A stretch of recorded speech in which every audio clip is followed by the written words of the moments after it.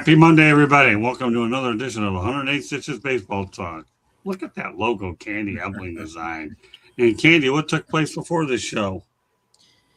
A first episode of No Limits, a new travel show that we have on our YouTube channels. We stream to both, so if you missed it, go check it out. Well, you know what? Glad to have Barry on. Great to have Barry on.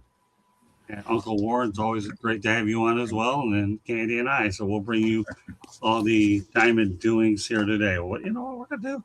We're going to talk about some unwritten rules. Why am I going to talk about some unwritten rules? Because a lot of people in Major League Baseball wonder what they're all about. The unwritten rules enforcers include Nolan Ryan, the ultimate old school enforcer, famously fighting Robin Ventura. Bob Gibson, a fierce competitor who would brush back hitters for any reason. Goose Gossage, an outspoken critic of modern player celebrations and bat flips. Brian McCann was notorious for yelling at players who he felt disrespected the game. Yadier Molina, a veteran catcher who was quick to confront players who broke the code. Madison Bumgarner, "Don't look at me," became his famous line to batters he disliked. Ian Kinsler, a fiery player who was never afraid to speak his mind on unwritten rules. Chase Utley, his hard-nosed play often tested boundaries of unwritten rules. A.J. Pierzynski, a notorious agitator who seemed to relish in breaking unwritten rules. And, of course, we got Chris Carpenter, a notorious intense pitcher who would stare down even his own teammates. Barry, we have some pretty interesting ones here. Anyone stand out? Well, I guess the fact there are no unwritten rules in the game anymore. I think that's gone by the wayside. You know, the rules they use now are whatever is the most outrageous thing you can do, you do it. I know the era when Brew and I grew up and played in. I tell you, there'd be a lot of players dusting themselves off nowadays if they did that back in those days. So yeah, I started my career with Gene Mauch, and there was nobody in baseball more old school than him. So that's who I grew up with. And my father played professional baseball, and we grew up with his rules, which are the old rules. So it's sad. I think it's a reflection on where the game is headed. But, you know, as every older player always says, my era was the best era. I don't know if that's true. I know this is a different era. This is a different game, played differently. And if there are unwritten rules, I think they're very well hidden. All right, Uncle Warren, I've always thought the unwritten rules thing intrigued me because it's exactly what it is, unwritten. And a lot of players take these seriously. Oh, yeah, there's some things in unwritten rules you can't do. Like if a guy's throwing a no-hitter, you can't bunt on him. Right. Home run bat flips and stuff like that. I could see, in a playoff game or a big game or a World Series game, something like that. But, in a 162 game season, you're going to have your ups and downs, and you're going to have a lot of instances where you can do crazy things. And all it does is show the other team up. And that's what we were taught in the minor leagues is don't respect your opponent and don't show anybody up. Just play the game hard and don't show people up. And it's that simple. But guys like Madison Bumgarner, I got to watch Mad Bum a lot when I was living in the Bay Area, and he was fun to watch. Boy, he took no prisoners. Yeah, he was an animal out there. And that's the way it was in our era. Even before us, Bob Gibson, if you hit a ball hard off him, he's going to knock you down the next time. Or dug ins, things like that. Right. It's gone by the wayside. Today it's like you said, Bigfoot. It's just how many outrageous things one guy can outdo the other guy. It's a totally different game than it was in our era. Candy? The game has definitely changed, but I would still say there are a couple of little things like if you've ever watched the guys go out from the dugout onto the field, they don't step ever on the line. They always jump over it or they walk over it. It's one of those things that you don't do. Yeah, you don't walk on the pitcher's mound unless you're the pitcher. Like you respect the pitcher's mound, and so there are a couple of things that I've seen, and yeah, obviously, one of the things you don't do is you don't talk about a no hitter when you're in the dugout. You don't talk about the no hitter that's going on because you don't want to disrupt. You don't want to change their flow. You don't want them to concentrate on it because sometimes when you concentrate on something too much, it doesn't work out the way you want it to. So I think there are still some unwritten rules. Obviously, the game has changed a lot. Does everybody respect the old unwritten rules? Probably not. Yeah, the one topic is I looked at some of the topics out there. I thought this is an ideal topic because if you're an old school purist, but one of the things that comes to most people's mind are unwritten rules. And I think this is the old school type of thing that most people can relate to, especially considering the names of the individuals that I talked about. So let's go ahead and talk about the Mets all-time lineup. Because I'll tell you, here's what you have. You have Cleon Jones, Carlos Beltran, and Darryl Strawberry as your outfielders. Your infielders consist of David Wright, Francisco Lindor, Edgardo Alfonso, and Keith Hernandez. So Wright is your third baseman. Lindor is your shortstop. Alfonso is your second baseman. Keith Hernandez is your first baseman. You have Tom Seaver as your starting pitcher. You have Davey Johnson as your manager. Your designated hitter is Pete Alonso. Your catcher is Mike Piazza. And John Franco is your relief pitcher. Okay, we'll start off with you, Barry. What are your thoughts of this list? Number one, is there anybody that we're missing? As much as I like Davey Johnson, he was an old teammate. I'd probably go with Gil Hodges just because I think that was, the Miracle Mets were sort of the trademark that team is known by. And I love Davey as a manager. He was a smart manager and a good manager. He had a great career record. But I would go with Gil Hodges just because I think Hodges was sort of the epitome of taking a little something. Got those young guys, got those young pitchers, and then they were able to turn a World Series out of those young pitchers. No, I think that's good. I'd say Reyes at shortstop maybe.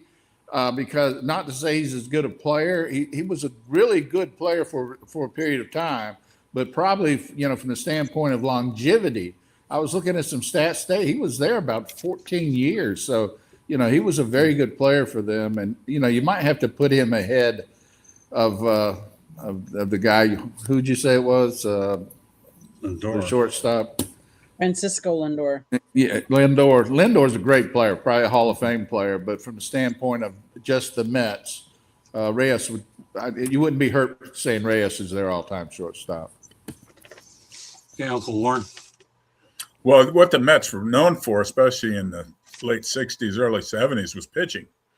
Tom Seaver was the icon, right. And the Mets built their pitching staff around. But then I was fortunate enough late in my career to see Dwight Gooden, and he was just phenomenal.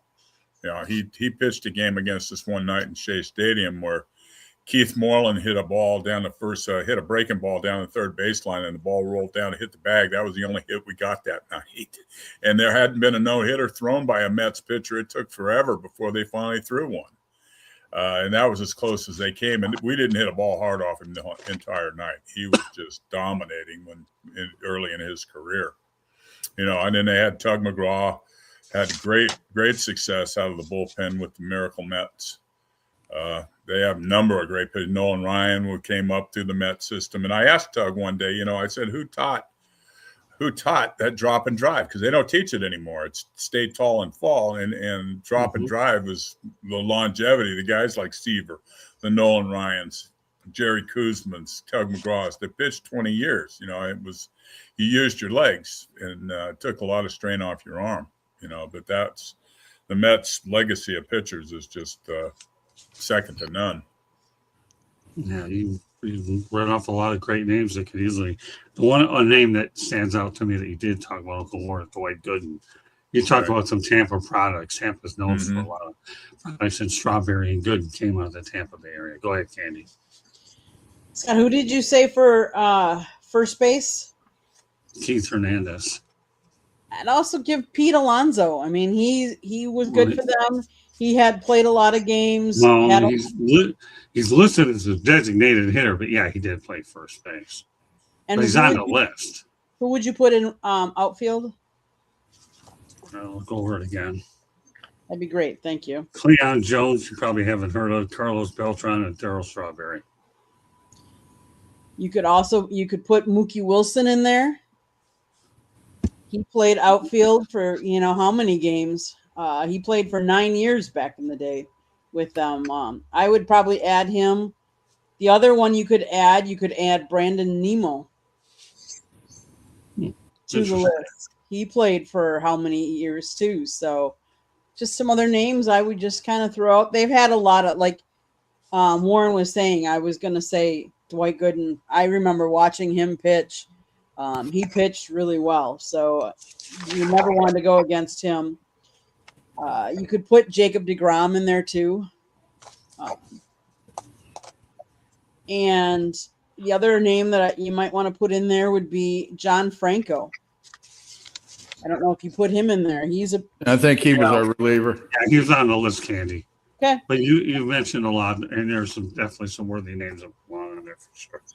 Okay, so let's go back and take a look at the impressions of the A's 6-game homestand in Las Vegas between the Brewers and Rockies at the home of the Las Vegas Aviators. Barry, what did you get out of that series, sample size? I didn't get a lot out of it because I didn't watch any of it. I'm watching World Cup soccer now. I've become a soccer guy at this time of year. So don't have much of an opinion on it.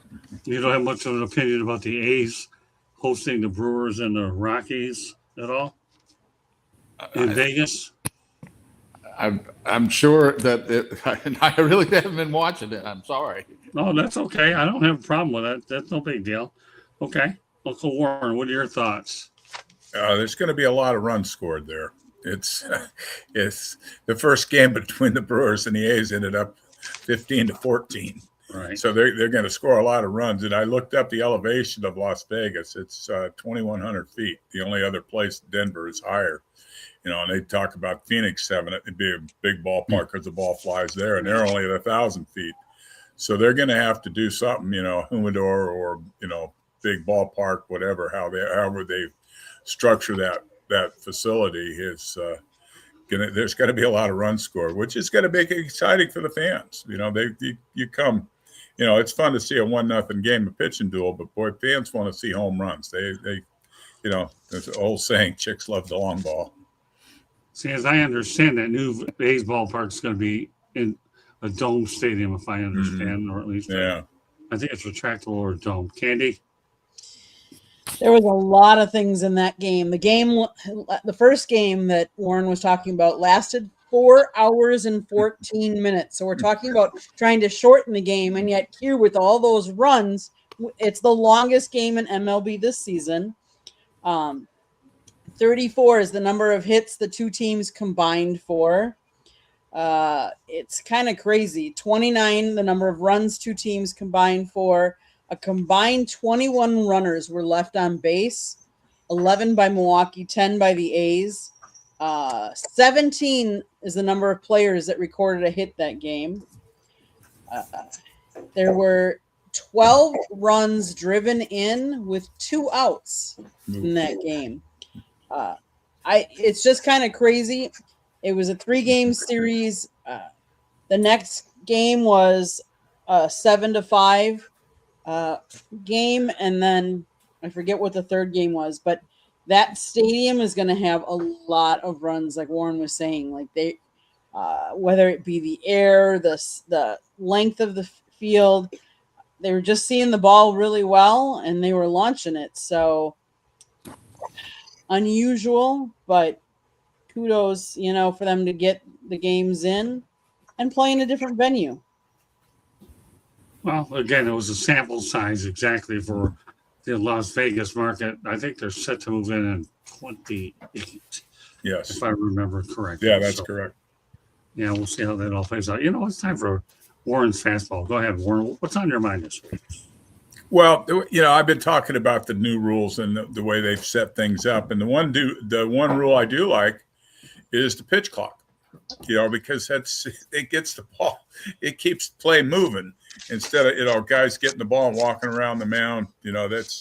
I coached junior college ball for over 20 years and was in pro ball for 6 years. And one of the first things you teach a kid is to throw the pitch and then backpedal, get up on top of the rubber and catch the ball back from the catcher. So you're ready to go again instead of catching it, walking around the mound. Some people don't come to see you walk around the mound, and it keeps the game going. And it's cut down between 20 and 30 minutes a game just by using the pitch clock. So I think that's a new rule that's been very effective as far as the length of play. Well, you know what? Yeah, I like that Go for rule a one. lot. I like it. I don't know what Gaylord Perry or Nolan Ryan would do. They were both human rain delays. So, yeah, I like that rule. I think you're right. I think that's probably the best rule they've implemented, and it helps the defense. I mean, Right. players are more ready behind the pitcher. So I like that rule a lot. All right, Barry. Guess what? Let's get your viewpoint as well. I thought we'd talk a little bit about where we are on the MVP voting right now. People are going to have an MVP in both leagues. I was going to give you the two choices that everybody's talking about, and then I'm going to give you my wild card and see if somebody else has a wild card to put in here. In the National League, the obvious one's Ohtani. He's certainly if he keeps pitching well, he'll be almost impossible to beat. But Pete Crow Armstrong is having a great year, having a very, very good year. And my underdog pick for National League MVP is Jordan Walker. He's certainly a dark horse, but he's having a great season. And, looks like he could – it depends on how they end up, how well the Cardinals end up. In the American League, Yordan Alvarez, front runner. He's having a really good year, really a great year. Nick Kurtz, a second-year player with the A's. He's having another very good year off his banner rookie year. And my underdog, dark horse, that we never hear about is Junior Caminero of your team down there in Florida. So, I mean, I think he's having a banner year for a second-year guy. I think he's 23 years old. He's got big numbers, and depends on how they end up. So those are sort of where I think we are right now. Obviously, Ohtani's almost impossible to beat unless he gets injured, and Alvarez probably is the one. But there are some other guys having good years. Okay, I like them. Very good. Okay, let's go back. Anybody played for the Pawtucket Reds or at least been to McCoy Stadium? Because Pawtucket's demolished McCoy Stadium for a new unified high school. The city of Pawtucket announced their plans in March 2025 to make a step towards demolishing it for new unified high school. The initiative is a collaborative effort involving the Pawtucket School and Department of College Years project leaders. Well, first of all, we all know the Pawtucket Red Sox played there. Barry, what are your thoughts about that historical stadium being demolished for a high school? Well, I played there, 100 years ago, and I also managed there. So I was in there as a visiting manager. It was a nice old ballpark, like a lot of those parks are used to be. They've just about done away with all the older ballparks, and the new ballparks are hard to beat. So from a historical standpoint, you hate to see these things get torn up. But from a player standpoint, I like those new ballparks. A lot better dressing rooms and stuff in those new parks compared to some of those places we had to dress when Brew and I came up through the minor leagues. They would be condemned today. Right. No, that's it. Brew, go ahead. What are your thoughts about this Yeah. stadium? You're reminding me of places where we couldn't even shower. They were so bad you had to shower back at the hotel. You know, you came dressed in your uniform and you left in your uniform. You know, it was almost like American Legion ball. But I wasn't fortunate enough to play there. The one thing that reminded me of that stadium, when I became aware of that stadium, was when the Rochester Red Wings, or whatever Wings they were, and the Paw Sox played the longest game ever in professional baseball, 33 innings. That's when I became aware of McCoy Stadium. You know, and it's interesting that they're building the new stadium on a high school site. Yeah, that's why I found that very interesting. Yeah, that's very interesting. Yeah. Hey, let's face it. You know what? If you can redevelop in a good way, I'm all for it. So if the stadiums aren't showerable and you have to dress at the hotel, I get it. Yeah. But go ahead, Candy. The city of Pawtucket sold some rows of seats at an auction. Some of the seats went to East Providence to be used for its high school baseball field. Pawtucket schools got the rest, along with the foul ball, screen, lights, and foul pole. So some of the pieces of the McCoy Stadium were actually saved. I thought that was kind of interesting. 83 years the ballpark was in existence, and the structure was slowly reduced to rubble. But yeah, once the stadium was demolished, work began on construction of a new Pawtucket High School, which should be substantially finished by the end of 2028. Pretty interesting, some of the old photos you can see of the old ballpark as well. Like I say, history, especially when it comes to minor league baseball, you're going to have a lot of these older ballparks, and there's always something like that. But when you see that you can use history and still go out there and reutilize it for a high school, it's not all that bad. All right, well, let's talk about a guy that's having some problems right now. And a lot of them think he's officially washed. Aaron Nola, in his last 35 games for the Phillies, 5.94 ERA, 8.16 record. Not good, Barry. Well, there's something going on with him we don't know about. I mean, most of the time when pitchers really struggle, there's something that they don't advertise. He knows how to spin the ball really well, but there's probably something really wrong with him that we don't hear about. It doesn't bode for their long term, because he's certainly, one of their horses. But, I don't think they thought Sanchez would be a Cy Young potential award winner this year. So, those kinds of things kind of even out. But it doesn't bode well for your team to lose one of your real stalwart pitchers. That's for sure. Uncle Warren. Well, he's had a history now of injuries in the last couple of years. And he was always a notorious fast starter. The first half of the season was pretty much lights out. In the second half, he'd kind of fall off the wayside. But now it's just, I just don't think he's healthy. He's not throwing his velocities down from what it used to be. I think the innings and all the wear and tear, because he's not a big physical kid. He's tall, but he's not real muscular. And I think it's finally caught up with him. He's had a great career. I mean, he was their number one starter, I think, 4 or 5 years in a row as their number one starter opening day. So he's had a great career, but I just think he's physically starting to go downhill. Yeah, that's why when people say wash, maybe it's not a term that actually I could probably agree with it a little if he's had that much wear and tear, especially when you talk about pitchers and injuries. Candy. So he was actually drafted by the Toronto Blue Jays in 2011. He instead attended Louisiana State University. The Phillies actually selected him 7th overall in the 2014 draft. Last year, he had a stress fracture, I believe, of the ribs. He had he was shut down due to a stress reaction in his right rib cage.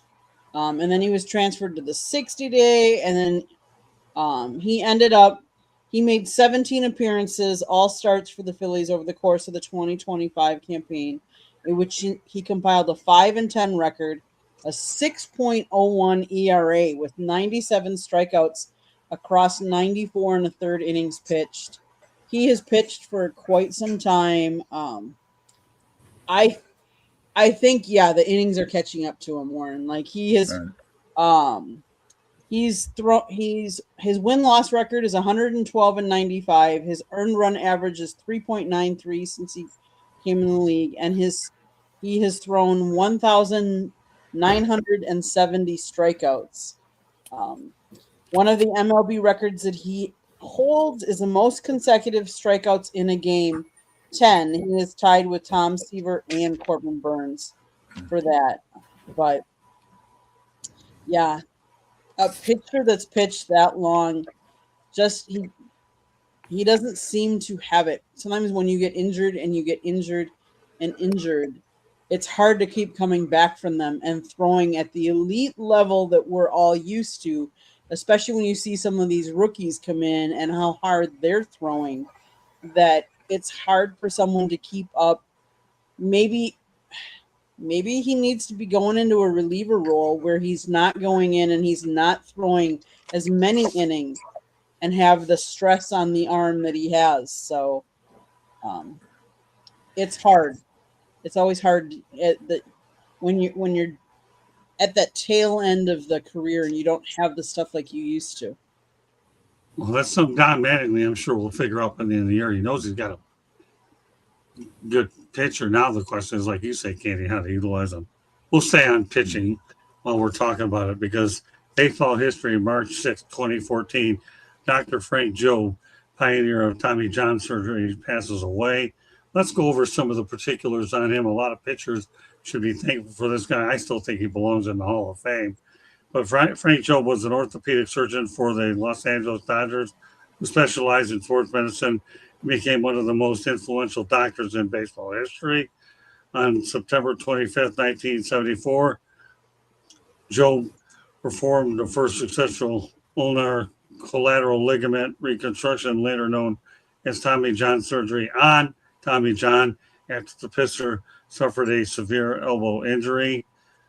At the time, Jobe estimated the surgery had about a 1 in 100 chance of success, but John returned to pitch 14 more seasons in Major League Baseball. The procedure revolutionized baseball medicine, allowing countless of pitchers to return from elbow ligament injuries that previously ended their careers. Because of his innovation and his work with the Dodgers and other athletes, Jobe is widely credited with transforming sports medicine and extending the careers of many professional pitchers. All right, well, Barry, some thoughts. Oh, he revolutionized pitchers. One little side note: I was on deck when Tommy John blew his arm out. Really? It was the first game after the All-Star break. I think he was 12-3. He came back. We were on the road in LA. He threw the pitch and walked off the mound. It wasn't like call the trainer out. He just walked off. They met him at the stripe. What's going on? And that was the end of Tommy for a long time, a couple of years, I guess. It took him to come back. But then I played with him with the Yankees. So, he had a great career. And all thanks to Jobe, and Jobe really revolutionized. I look back at a lot of pitchers. One that I was with for quite a while as a coach, Mel Stottlemyre. He ended his career in his early 30s because he had a bad elbow. And, a lot of those guys that really were on a Hall of Fame trajectory didn't get those last 5, 6, 7 years of their career because once you blew that elbow out, you were done. You went into, in Mel's case, into coaching, was a great pitching coach. So a lot of pitchers can think and a lot of guys, Strasburg and others that have made hundreds of millions of dollars after elbow surgery, can thank Jobe for that. Yeah, Steven Strasburg, there's a guy that people can relate to. Plus, he got a World Series ring out of it as well. Yeah.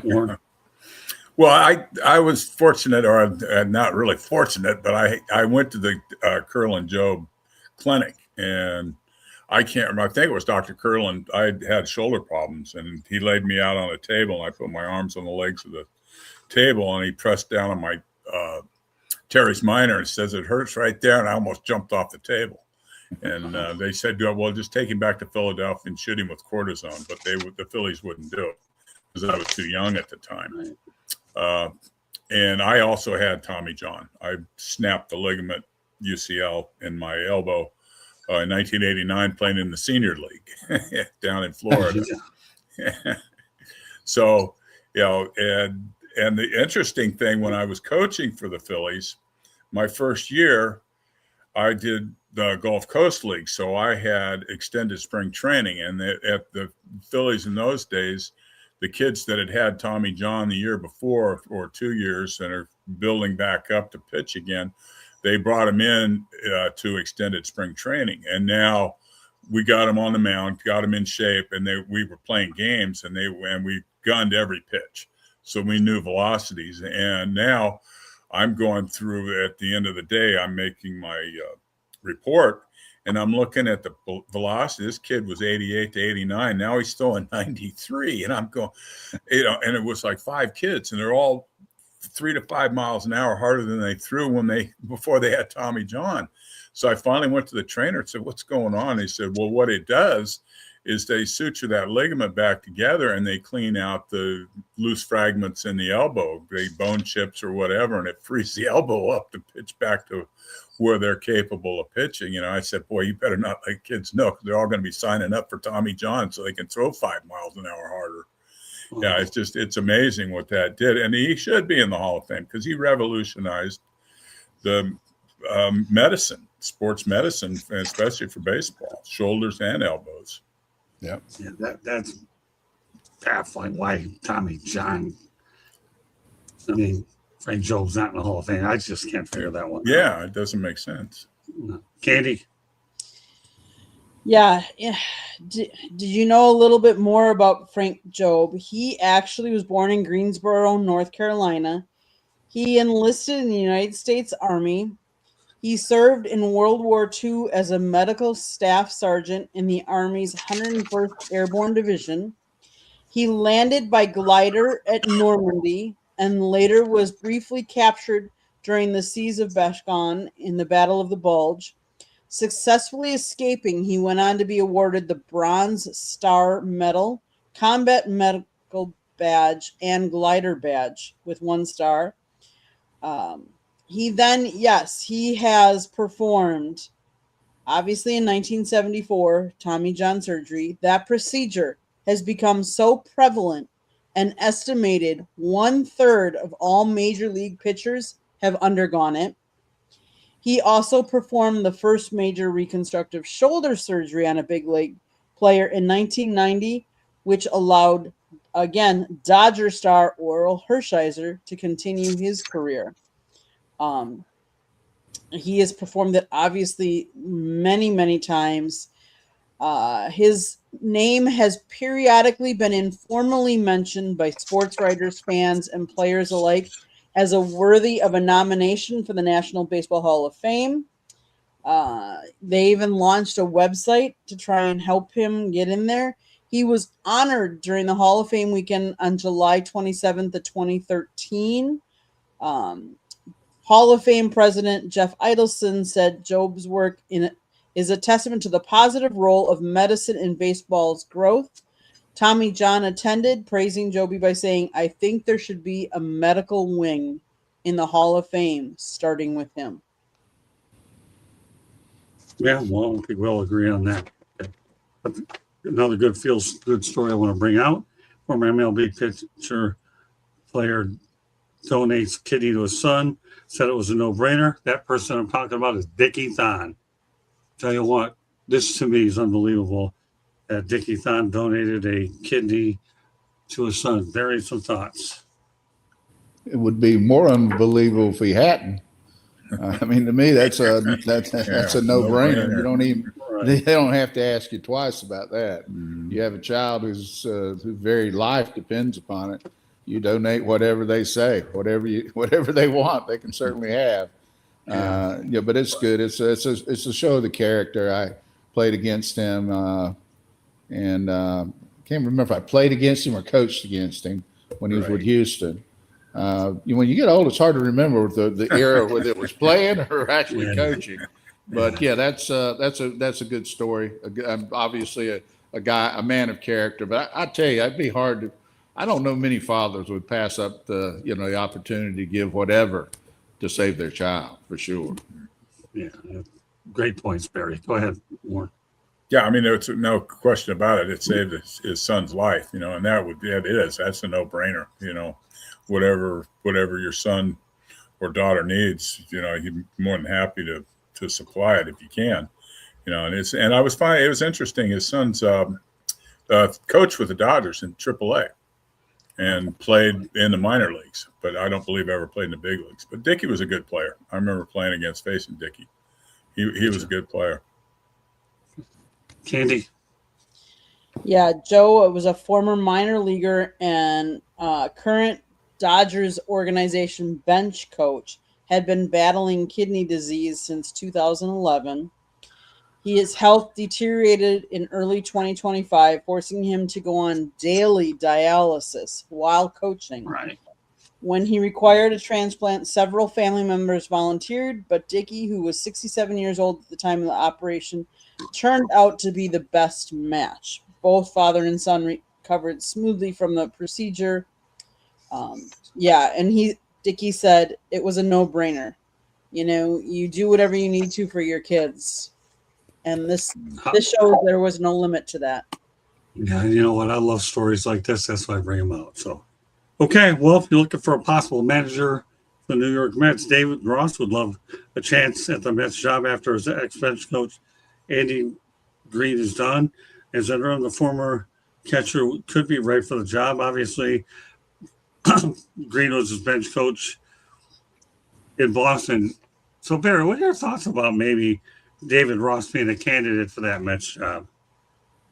I think he'd be a great manager. He'd probably be a lot better manager his second go around. He probably learned a lot. A lot of these guys don't manage in the minor leagues anymore. They get a big league job right away. They stumble and fumble around a little bit, and then they come back and they're really good managers. Ross has a good baseball mind, so he'll probably be a good manager. I'd love to see him take the Mets job. Maybe I can stop rooting against them if he'd take the job. That's good. Okay, Warren. Well, I mean, catchers make the best managers, in my opinion, because they're looking at the game from a totally different perspective than the other eight. But all kidding aside, he would be an excellent choice for the Mets. And like Barry said, he was the ringleader on the 16 team that finally broke the curse in Chicago. He was the backbone of that team, and and I think he was just a backup catcher. But boy, they if anything was ever said, he was in the middle of it. So and he's got a great baseball mind. Again, catcher, and he's had one go around. Now I'm sure he's learned a lot from it. And the other, Albert Pujols was mentioned and Carlos Beltran, but I think David Ross. I mean, if they're, I'd have nothing to do with it, but that would be my choice. I'll tell you, I used to catch too, and I'll tell you, I have a problem with catchers being managers. And I'll tell you, one of the things I've done is I've interviewed my fair share of them over the years, and we speak the language. All right, Candy. Ross played his college baseball for Auburn and the University of Florida. He participated in 2 College World Series. He started his major league playing career for the Dodgers in 2022. He also played for the Pirates, the Padres, Reds, Red Sox, and the Braves, and the Cubs. He has 2 World Series wins, one with the Boston Red Sox in 2013 and the Chicago Cubs in 2016. The Cubs did name him as a manager. He replaced Joe Madden, signing him to a 3-year contract. He began his managerial career, and this is at my expense, on July 20th of 2020 with a 3-0 win at home against the Milwaukee Brewers. But on March 11th, 2022, the Cubs announced they agreed to a contract extension with Ross. Through the 2024 season, the deal included a club option for the 25 season, but he was dismissed on November 6, 2023, and none other than Craig Counsell was hired to be the Cubs' next manager. Well, okay, yeah. you gave me all that. You think he deserves another chance, Candy? I think he does deserve another chance. Thank you, Candy. I appreciate it. Okay. Our statistician at her best. All right. Well, now that she talked about the College World Series, get this. No Florida or California teams were in the men's College World Series in 1976. Does this surprise you, Barry? Well, it is. It's all about recruiting now. It's where these guys are getting recruited to go play. I think those states lose a lot of their great players to other colleges, and right now, the SEC is the tough. That's the toughest conference in the country, and the ACC is right up there with them. So, Yeah. I guess they're getting a lot of the good players, and these California teams and then Florida teams are losing them to them. Warren? Well, that is amazing that there were no Florida or California teams in the College World Series. But it just shows that how the the playing field in college baseball is now level. Yeah. And that was interesting to see Troy State in the College World Series. It's not a big name school, not a real historic program.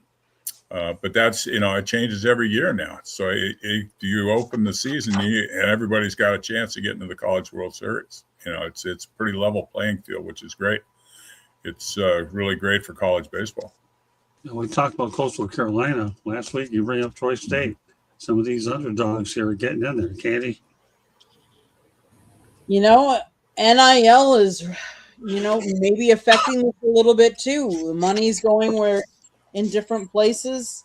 Obviously, we talk a lot about it in especially football, which schools have the biggest NIL, but maybe it's affecting some of these, other smaller schools in baseball as well. So, is it surprising?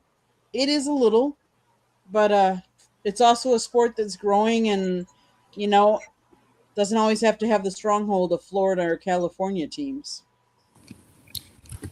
Okay. Tell you what, here's a slump that this guy needs a little help. I'm talking about Jacob Marcy. It's a 2 for 39 stretch at the plate. The Miami Marlins in 299 plate appearance, hitting 186 across 85 games. What do you do to tell this guy, Barry? Now, let me tell you a little something about Jacob Marcy. I asked the Marlins to try to get me an interview with him. And you know what? This is one of the reasons I really don't do a lot of business with him these days. I'm so busy with the Travel Channel and other things. When I got around to the request, they were giving them to the other people instead of us because I'm a Metro Detroit guy. If anybody should have interviewed this guy, it was me. But I can let them have it a little bit. But Jacob Marcy's a good player. He really is. He's having a tough time and a botch job by the Marlins PR people. But what do you tell a guy like this who's going through that type of slump, Perry? Well, I saw Robin Ventura his rookie year go 0 for 44. Oh, did you? And came back from it. It's a character builder if you can get through it. But Ventura had a great baseline to go back and look at the minor leagues. I checked this guy's stats in the minor leagues. He's a 240 hitter in the minor leagues or less. So, he might be pretty good prospect, but he doesn't, he wasn't a 300 hitter in the minor leagues. He's a mid 200 hitter. I don't know. I think, the reason he's probably there is because he got traded for Arias or however you pronounce his name. And, they got to try to get something out of him. But I mean, just looking at him and not knowing him as a player, he might come back. But I tell you, going 2 for 39, when you haven't ever built confidence at the big league level, that could be a tough thing to get over. It could affect his whole career. More. Well, he runs well, but he doesn't hit well, and that's the one thing they always said about guys that could run well. They can't steal first base. When he gets on the base paths, he's a threat, but he has a hard time, and he's got to definitely make some adjustments at the plate. And you just hope in time he can make those adjustments and be a productive player, but it doesn't, he's really struggling right now. And it probably means he's going to have to go back to AAA and work some things out to get a stroke that he can come up and compete with at the big league level. Because right now he's not competing at the big league level with the bat. Candy, Scott, you know where he was born? go ahead. Dearborn, Michigan. Yeah, I knew it was in Metro Detroit. I wasn't exactly sure. He attended Allen Park High School in Allen Park, Michigan. He played college baseball for Central Michigan University.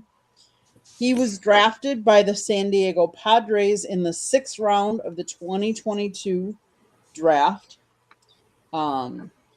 He was traded on May 4th, 2024 to Miami alongside Dylan Head, Nathan Martella, and Woo-Suk Go in exchange for Luis Arias and cash considerations. Marcy and Martola learned that they were being traded while on base at the top of the 3rd inning in a game with San Antonio Missions. He played in 91 games for Double-A, and then he actually played 22 games in Triple-A. And honestly, he batted better in Triple-A than he did in Double-A. And then he made 98 appearances for the Jumbo Shrimp to begin the 2025 season. And then he was on August 1st, 2025, he was selected to the 40-man roster and promoted to the major leagues for the first time. He made his major league debut against the New York Yankees, and he recorded his first hit as well as 3 walks in that game. On August 5th, he hit his first career home run off A.J.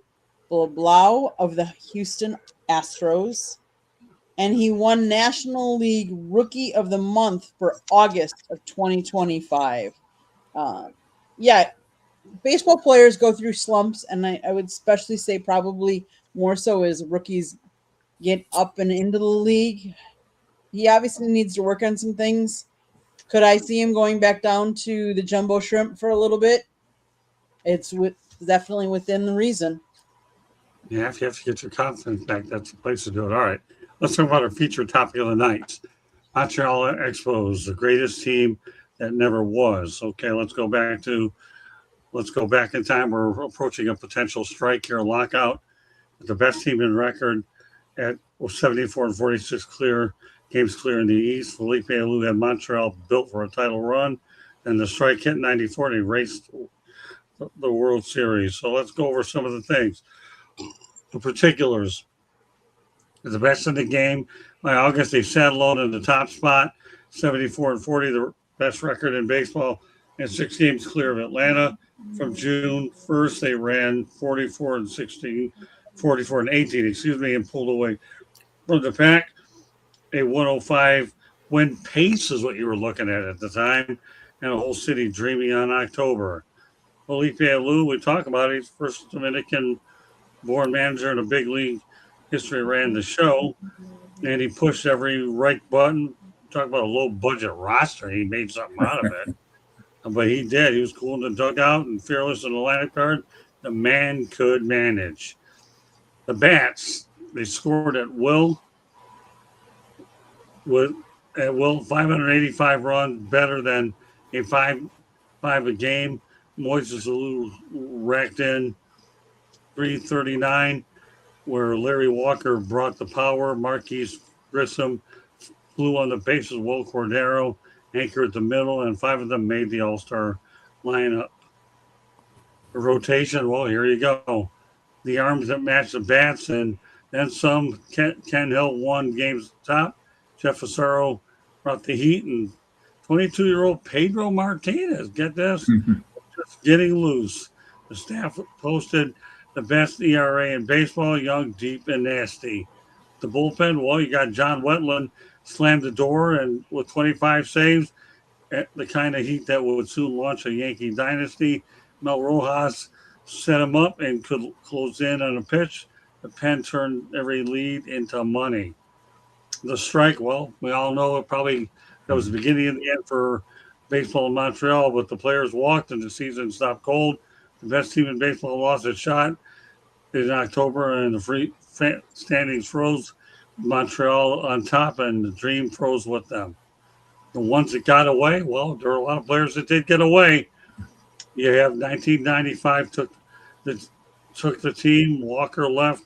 Wetland, Grissom got dealt, and the Magic scattered across the league. 10 years later, the franchise landed in Washington. The Expos stand as the greatest team that got away. Well, that story says it all. Barry, what are your thoughts? Oh yeah, about they were a very good team, and I tell you what, Felipe Lou was a very good manager.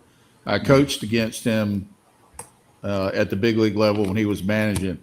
He really understood the game. I played with him at Montreal as well, and he was a very good baseball man. I hate it for him. He would have probably been a exceptional guy in the World Series level. But those things happen, and that was the beginning of the end of the Expos in Montreal, for sure. Warren? Yeah, it's a sad story, because they would have, they were odds-on favorite to win the World Series, and it never happened. I can't think of them other than 81, the other strike year that they were in the National League Championship Series against the Dodgers and lost that series. But Montreal had a storied baseball history, and the fans had enough when they lost their one real shot to win a World Series there. It was sad. And then, a guy like John Wetland, he's the one that taught Mariano Rivera how that cutter.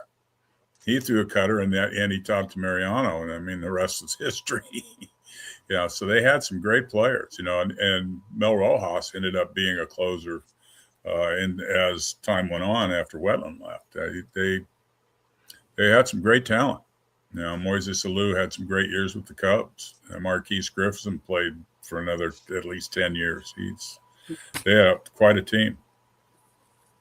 Yeah, total tragic. I do believe that the Expos were going to win the World Series, and it's just too bad too, because I know the Nationals did win one recently in Washington, but still, the '94 team, that team was absolutely loaded. It really truly was, and it should have happened.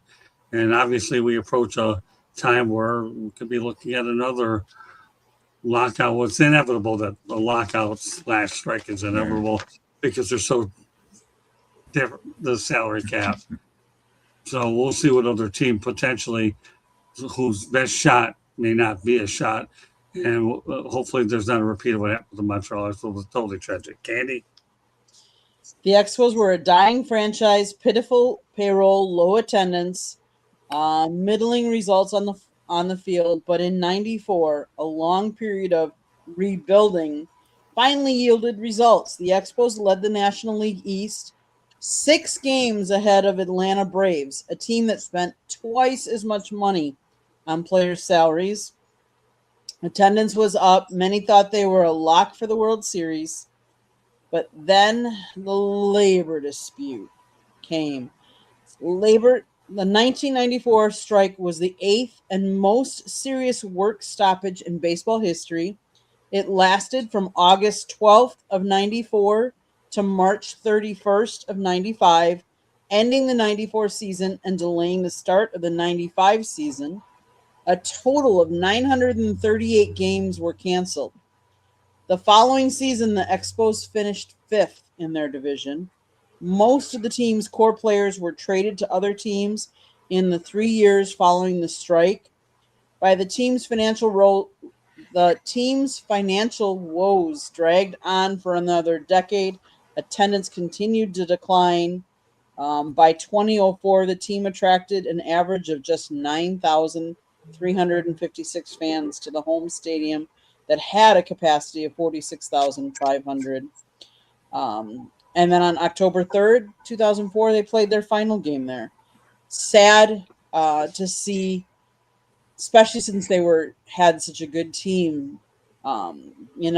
Core players: Larry Walker, Moises Alou, Cliff Floyd, Marquise Grissom, future Hall of Famer Pedro Martinez, Ken Hill, just a whole lot of them. And all of them were young players in their 20s. 5 of them that year had made the All-Star game, which is pretty remarkable too. So unfortunate that they had the work stoppage that they did. let's just hope MLB learned from that and we don't have a work stoppage. Although a lot of us are predicting that for next year. Anybody that thinks the Expos are going to come back, they need to replace Olympic Stadium. They really do. Olympic Stadium, to me, Well, they'll never get a ballpark. They'll never get a team there unless they build a ballpark. That's for sure. Exactly. Yeah, Olympic Stadium is all well and good, but no, they need a stadium. So, anybody else want to add to it? Oh, I agree totally. There's no question. Olympic Stadium was not a good place to play, especially day games, because the sun would come across the field and you couldn't see the ball. Oh, really? No kidding.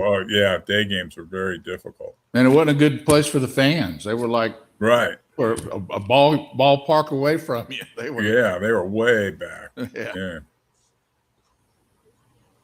Well, one of these days I'm going to tell you that they actually repurposed Jerry Park. I'll get into that on another show. I want to be conscious of time. So, University of Florida product Jack Caglione, June stats are 354 with a 433 on base percentage, a 734 slugging percentage in 21 games, 9 home runs, and 19 RBI. That's a recent stat. Who knows what he's doing now? I think he took batting practice on the Phillies. But what are your thoughts, Barry, about Jack Caglione? This guy's the future of the Kansas City Royals. Well, he's a piece of the future for sure. He's big and strong, and he's had power everywhere he's been. So, looks like he's cut down his strikeouts a little bit. I think he's got a chance to be a 35, 40 home run guy, and there's not a lot of those around. So, his future certainly is bright. Warren. Yeah, definitely. He's got a chance of being a good one. He's only 23 years old, and it takes a little time to adjust to playing in the big leagues, especially that young. But it's got a great future. I mean, he's 6'4", 250, so he's got the body style for it, for the longevity of a 162 game season. Candy. Let's not forget that he is a first baseman and a pitcher, although he has yet to pitch in the major leagues. But he actually, back in college, was very good at both, and he played for the Florida Gators. He was selected by the Royals with the 6th pick in the 2024 MLB draft. Made his major league debut in 2025. He was born in Tampa, Florida. But yeah, he used to pitch. He was signed with the Royals on July 23rd and received a $7.21 million signing bonus. Wish I could sign for a bonus like that. Where do I sign up, Scott? On June 2nd, 2025, he was promoted from the majors. He made his debut on June 3rd against the St. Louis Cardinals. He went 0 for 5 in his major league debut. He got his first hit with a double that drove in a run in the top of the 4th inning on June 5th in the first game of a doubleheader, also against the Cardinals. On June 8th, he recorded his first multi-hit game and 4-hit game against the Chicago White Sox, going 4 for 4 with 3 singles and a double in a Royals victory. He became the 7th MLB rookie with a 4-hit game in 2025. He hit his first major league home run June 19th against the Texas Rangers at Globe Life Field. Another home run a few innings later resulted in his first multi-home run game. He did injure his hamstring muscle late in July, sending him to the injured list. So he's still a rookie. He's gonna be good. He just needs to keep battling through and competing. And sometimes rookies, they go through ebbs and flows, just like teams go ebbs and flows too. So just needs to keep his head in the game. The kid's a stud. And the Kansas City Royals, we'll get to it at a later date, are working on trying to build a new ballpark in the downtown Kansas City area. And you want to have some of your better young studs there, especially when that ballpark opens. Final topic of the night. Florida Athletic Director Scott Strickland signed a 3-year contract extension with the Gators. through 2030. UF has actually built a good baseball powerhouse. Get this. Florida baseball has been in the NCAA tournament 18 consecutive years, which is the longest streak in the nation. So, obviously we know Jack Caglione came from there, but Mike Sullivan's done a really good job. But Scott Strickland's done a whale of a job with their football and basketball programs, but their baseball program does not get as much recognition as it should. I mean, think about this. He's there for 2030, and the team has made 18 consecutive NCAA tournament appearances, the longest in the nation. Some talk, Barry, about Scott Strickland at University of Florida. An athletic director's got two jobs: get your programs to win ball games and raise money, and he's doing both. I understand they're going to put $1 billion into the football stadium as an upgrade. So he's doing everything you're supposed to do. The basketball team is, outstanding. The football program is coming back from being an outstanding program. Now it's getting better. And like you say, the baseball program is on a steady incline. So he's doing all the things you're supposed to do to keep your job and make more money, because he's doing a job and everybody else around him is making money. So that's a good thing. Yeah, Mike Sullivan's a dynamite coach, what he's done. When you think of all the players that the Gators produce on the diamond, and you could go on, I could do a segment on it. It's just surreal. But Mike Sullivan, I'd like to get up there and spend some time and do something like that if I get a chance. But, yeah, I mean, more power to Scott Strickland. Keep him there for 2030. Who knows what he's going to do? He deserves everything again. Warren? Yeah, he's got quite a history background. And he was at Mississippi State. He was at Kentucky for a while. So he knows the SEC inside and out. He knows what it is, what he needs to go out and get as far as coaches to compete at that level.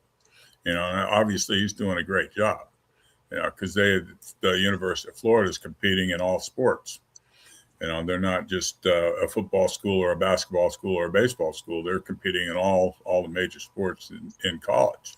So obviously he's doing a great job. And like Barry said, he's got two jobs: one to earn money and two to have winning programs. We got Al Golden won a national championship there a couple of years back for basketball. Right. John Summerall's, I think, going to do a really good job with the football program. So more power to him, more power for Strickland. You got a AD like that, you keep him. Candy?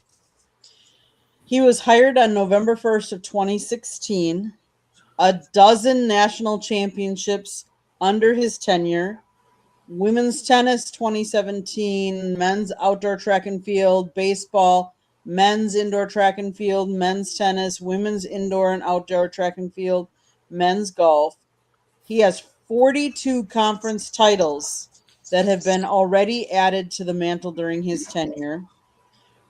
If you look at some of the other things that off the field, 81% of Florida student athletes earned spots on 2023-24 Southeast Conference academic honor rolls. He has the most recent graduation success rates. 95% of UF student athletes completed their degree in their cycle. He's on, obviously, a mission. On the heels of a $100 million phase one of the facility's master plan that was unveiled prior to his hire, they have phase two began with a $15 million renovation of Katie's C. Joel Presley softball stadium. The new Florida ballpark opened its doors for the 2021 season, a $65 million project. The ballpark includes a 360-degree open concourse with all permanent seats featuring chairbacks. A variety of seating options are also available, and this is all done while he's been there. Construction for the projected $85 million, 130,000 square foot football training center began in 2022, completion summer of 2022. It serves as the new day-to-day home for the Florida football athletes and staff. Florida's meeting rooms, locker rooms, strength and conditioning areas, training room, and coaches will be adjacent. Both in track and field and tennis programs benefited from a $2.5 million infrastructure investments in the summer. All of this underneath his tenure. And I can keep going on and on, but I know we only have so much time, so we don't want to listen to all of that.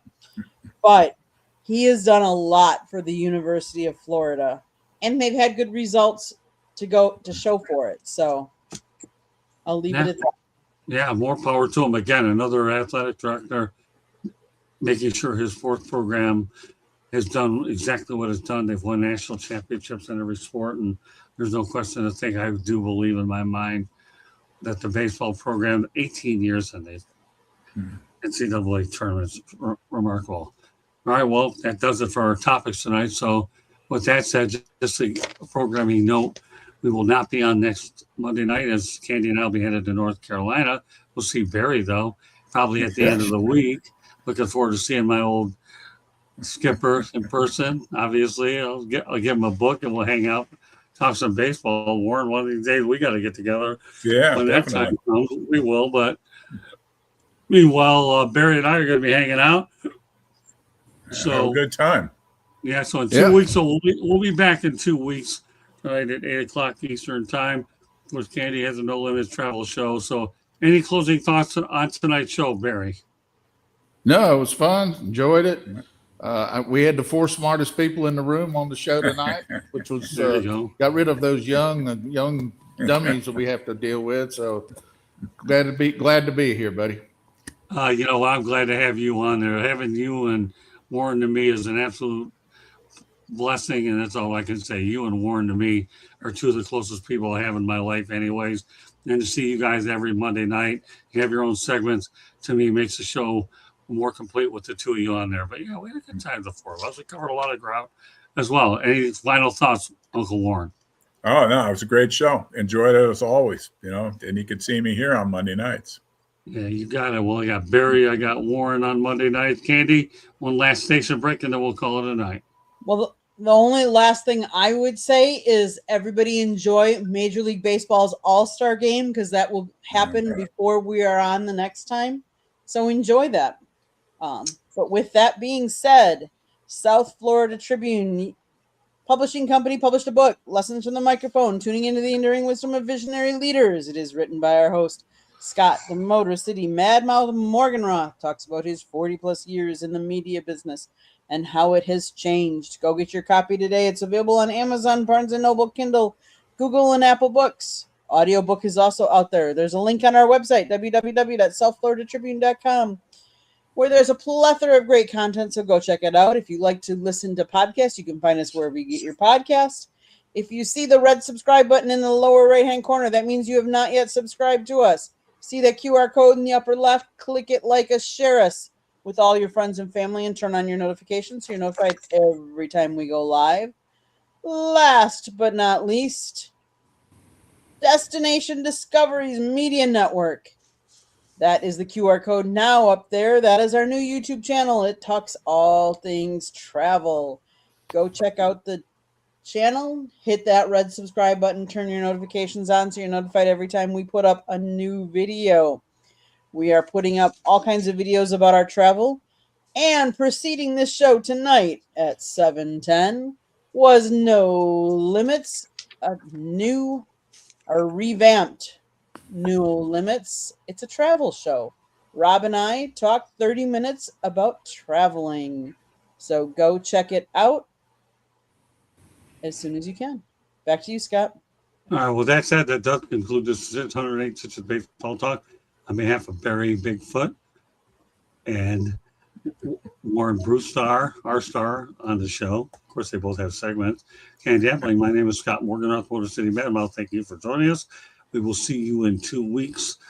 So meanwhile, have a good week off, and we'll get you caught up as much as we can on the All-Star selections. If not, I'll be able to roll in other stuff because I looked up some interesting stuff. But glad we were able to get what we got out there today. So God bless everybody. And Barry, I'll see you soon enough, and I'll be texting you about our whereabouts. Uncle Warren, I love you. I miss you. I'm looking forward to seeing you in 2 weeks. 2 weeks won't come fast enough, okay? Yeah, that's right.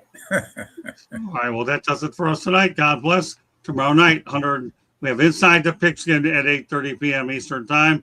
and we'll have a very, very busy week. Good night, everybody. God bless, and we'll see you the next time. Bye now. Bye. Okay.